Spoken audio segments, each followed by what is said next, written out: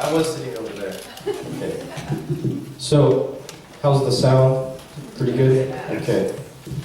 Well, thank you so much. Thanks to Peg. Can we give her a round of applause, please?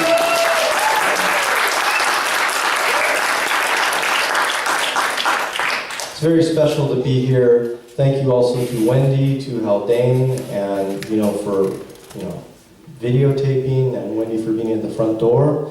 And Susan, thank you for setting the stage. I don't know if that was intentional, but now I have to do less work. So, how many of you know the reference topaz? Okay, so Hugh? It's one of the internment camps. Yeah. Do you know where it is by any chance? Is it Nevada?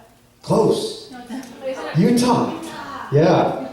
So the book that I wrote is based on the history of my maternal family. And my mother was about 1 year old to 2 years old when she was incarcerated in Topaz. And my grandfather, I was telling Susan, is a Buddhist priest. And they were separated throughout the war. He was in Department of Justice camps and taken away by the FBI, similar to what you heard in Susan's story. And my mother and grandmother and aunts and uncles were in Topaz. So they were separated for about 2 to 3 years. So I'm going to read 2 poems tonight. And the first poem, I was thinking about the theme of sweet. And this is a little more oblique, but similar to what Susan did, which is when you're in a desert, how do you create sweetness? And it's based on a steamer trunk, which had topaz carved in the side that I saw in the family church where I used to be a caretaker. And so sort of like Keats' Ode to a Grecian Urn, but it's Camp Ode to a Steamer Trunk. The U is the steamer trunk, and some characters, my son Brendan, my wife Grace, my mother Renko, and then her father. It's called Steamer Trunk. You know us well, from Brendan teething in the church to my mother's fenced-in thirst, from the possibility of chocolate to the tinny taste of eel. Slow carrier of silver and sand, from distance and troubled time to us and our son Brendan, who in unknown sympathy wails on your lid, like his baby grandmother did in Topaz prison camp for her absent father. Makeshift crib built by his gloved hands, a wool blanket stapled as lining for your splintered wood skin. She quieted in you, calming to cricket song beyond barbed wire, her body sheltered by you from the cold that pushed through the cracks of the barrack door.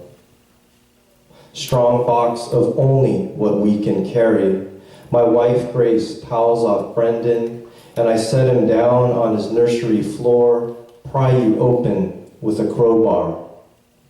We unload your bent tinware and brittle wicked candles set for meals of unagi from jagged lids of dusty cans on my mother's birthdays in Topaz, when her sisters, Nori and Taya, draped you with wrinkled lilac silk. Barrack heirloom table we squatted at. We sweep out and fill you with Brendan's iron clothes and toys. Between sips of bottled milk, he crawls up to touch your sides we wipe clean, tugs at your latch, temple chest of rusted sweetness.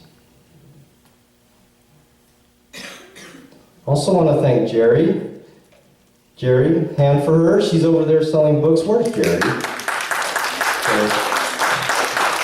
She was so kind to hold on to books since December, and I love Book Passage, so please do support them as well in Corte Madera. I'm going to read a second and final poem, and this is so obvious in terms of sweetness. It's called Sugar. Wow. I don't need that. And the book also looks at the intersections of race and culture and history and gender, sexuality, identity. So I wanted to read you one poem that did that, because it's not just about camp, it's about the resonances between camp and the present day for the speaker. So this is called Sugar. Is this okay? Does this look weird? Is this okay? Okay. I actually prefer it like this. Okay, 1, Sweet is my grandfather who leans forward in his chair, squints at his plate. With clasped hands, he carves a sutra out of air. With a napkin, I wipe the steam from his glasses. Begin with this prayer, and if its chant is sweet, then listen for it while he tastes the blindness growing inside him like a field of snow peas, the green which flickers at the edges of his retinas. Between a row of pods where he knelt, he held them and snapped off the stems. One by one, they plinked his bucket of rust, so quiet, the same quiet of my chopsticks as their tips reach into the green accumulation. Pearl by pearl, I lift to his mouth. 2. Sweet jazz, I guess my ex-girlfriend is baby, honey, sweetheart, each variation a saxophone moan, while our flesh met on top of parking lots marked, do not enter. There are limits to a body, baby, honey, in bathroom stalls with flimsy locks, sweetheart, in love seats of theaters. If first love begins sweet as improvisation, then let the ending change, no longer her father's breath tinged with soju, as he pulls her from my arms and shoves her in the back seat. Let it change from the sound of his spilling coins to the sapphire triangles of her earrings, from the taste of burning tires into oleanders, dahlias, their perfumed fragrance. Let sugar dissolve the exhaust. 3. Not sweet, but bitter gruel mixed with a spoonful of sugar. Sit next to my grandmother, the rails of the bed containing her. Breath halts and flows in her river throat. The IV feeds her body of dreams. If I tell her damp bangs, she stares back, absent. So I open the book to its whispering of mahogany, cedar, and hemlock.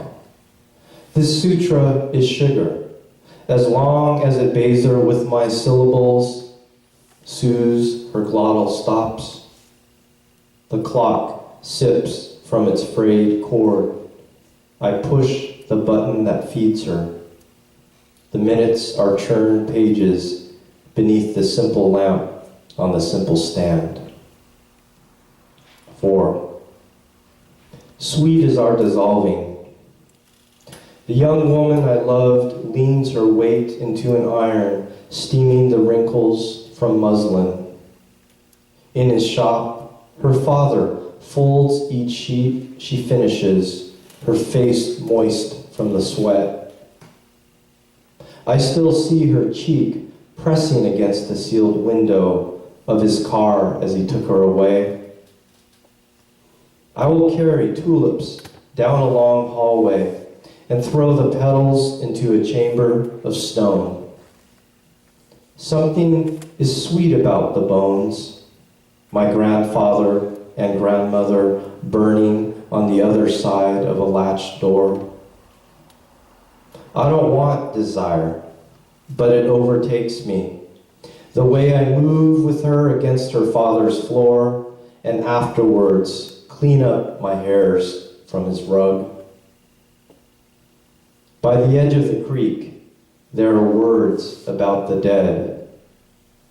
The way our palms hold on to sugar, and the wind lets it go as ash.